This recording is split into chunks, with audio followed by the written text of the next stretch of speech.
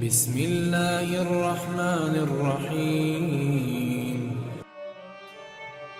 حضور اکرم صلی اللہ علیہ وآلہ وسلم نے وحی کے رک جانے کے زمانے کے حالات بیان فرماتے ہوئے کہا کہ ایک روز میں چلا جا رہا تھا کہ اچانک میں نے آسمان کی طرف ایک آواز سنی اور میں نے اپنا سر آسمان کی طرف اٹھایا۔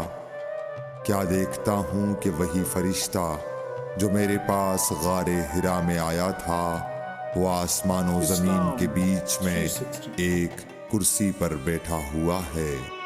میں اس سے ڈر گیا اور گھر آنے پر میں نے پھر کمبل اوڑھنے کی خواہش ظاہر کی۔ اس وقت اللہ پاک کی طرف سے یہ آیات نازل ہوئیں، اے لحاف اوڑھ کر لیٹنے والے، اٹھ کھڑا ہو اور لوگوں کو عذاب الہی سے ڈرا، اور اپنے رب کی بڑائی بیان کر، اور اپنے کپڑوں کو پاک صاف رکھ اور گندگی سے دور رہ۔ اس کے بعد وہی تیزی کے ساتھ پے در پے آنے لگی۔ صحیح بخاری حدیث نمبر 4۔